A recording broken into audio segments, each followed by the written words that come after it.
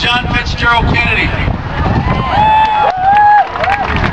And I was a much younger man then, barely 9 years old. But I never forget what he said before he left these islands. He said, Hawaii is what the rest of the world should be striving to become.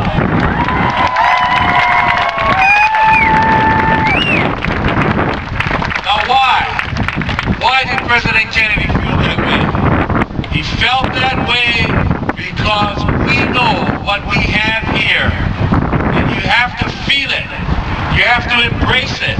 And of course that is the spirit of aloha.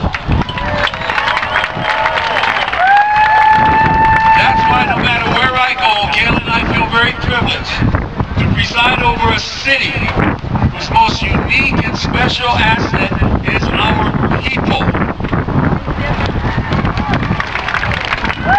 Senator Barack Obama knows, and he personifies that.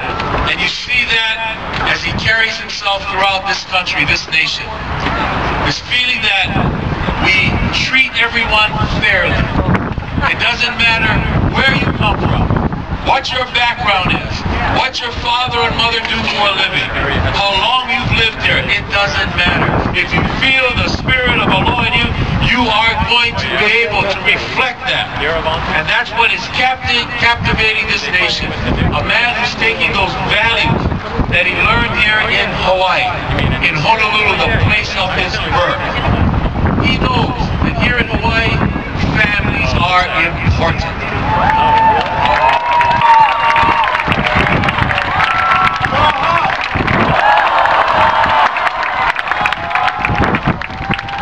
How's everybody doing today?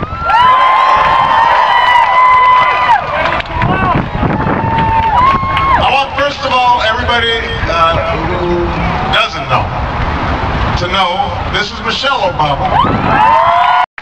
For our well-being, and I know that the folks here in Hawaii are especially hard-hit because everything has to come into Hawaii. And gas prices have gone up the roof, food prices have gone through the roof, and it's time that you got some real relief. That means actually starting to have an energy policy in this country that makes sense. That's what we're fighting for in this election.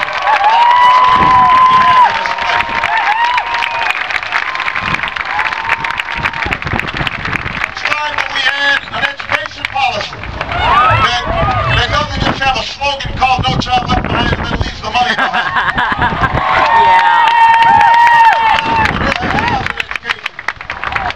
To prepare our kids for school and pays our teachers more money and gives them more support. And makes college affordable for every young person in America. That's what we're It's about time we had a healthcare system that works for every American. I know people in Hawaii are healthier than they are in a lot of places. I mean, it's hard to get sick around here. But the truth is that there's still a lot of people here who sometimes aren't getting the checkups they need, aren't getting the screenings they need, find themselves facing higher premiums, higher co-payments. So we've got to fight for a healthcare system that invests in prevention and that makes sure that anybody who needs health insurance can get health insurance, and anybody who already has health insurance is seeing their premiums and co-payments and deductibles going down so they can afford them. That's what we're fighting for in this election. Making a healthcare system that works for every American. We're fighting to make sure that we're investing in our roads and our bridges and putting people back to work.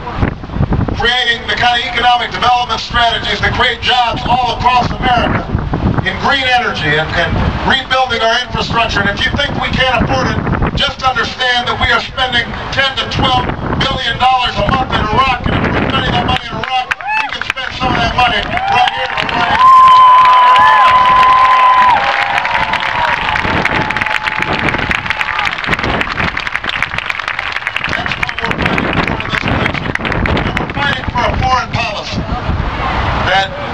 America safe, but also promotes our values and ideals in the world.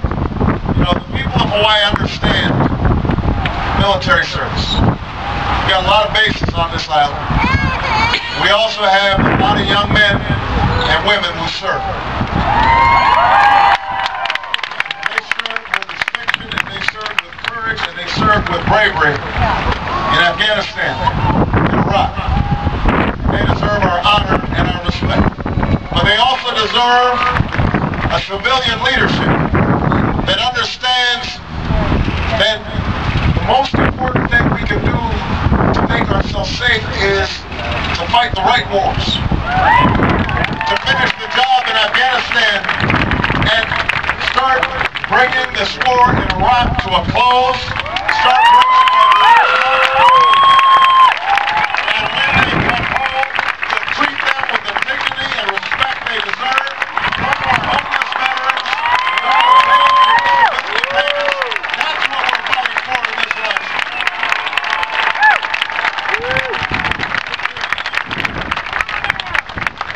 So let me just say this. You know, this election is going to be close. And we're going to have to fight every inch of the way, because change is hard. You know, sometimes people, they just accept what is inevitable. And people start getting cynical. They see, you know what, Washington serves the special interests. And the oil companies, and the banks, and the financial institutions, and the insurance companies, the drug companies, they're always going to run things. And nobody's going to hear our voices. Nobody's listening to us. Nobody's working for us. That's a lot of times what this is a government of and by and for the people. This is a government of the single mom who, like my mother, when she was living here in Honolulu, had to get food stamps sometimes, but still was able to give me a good education and still was able to send me to college. That's what this government is.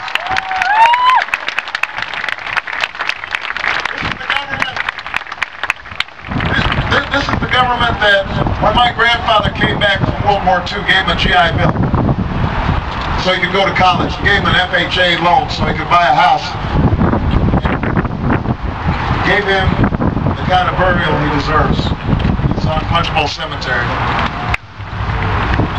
and interred there. And a government that stood by him his entire life because he had served his country proudly in World War II. That's the government we deserve. That's the government we're fighting for. The people of Hawaii understand that if we stand up and let our voices be heard, that there is no reason why we cannot bring about change. You also understand that if we don't bring about change, we may pass on a planet that is a little more polluted, and a government that is more neglectful towards its people, and an economy that's not giving the opportunities that allow people to live out the American dream. And that's not what this country is all about. And that's not what Hawaii is all about. You know, when my grandparents moved here in 1959, 1960, it was because they understood that this was going to be the new frontier. This was part of the American dream, this opportunity to move west and get a fresh start and create a better life for your children and your grandchildren. And they succeeded in doing this. And everybody here understands that story because your parents, whether they were coming from the east or they were coming from the west, somehow they understood that this was a place where if you tried, if you worked hard, you could make it. We've got to make sure that that American dream still lives. And I promise you, if you will work as hard as you've already worked, if you will continue to knock on doors, and you'll continue to make phone calls, and you'll continue to send that $5 contribution or that $10 contribution, or if you'll talk to your friends and your neighbors and you send out emails and you remind them that this is our moment. This is our time to make sure that once again America lives up to its ideals, then I promise you we will not just win here in Hawaii, we will win all across the country, we will win this election.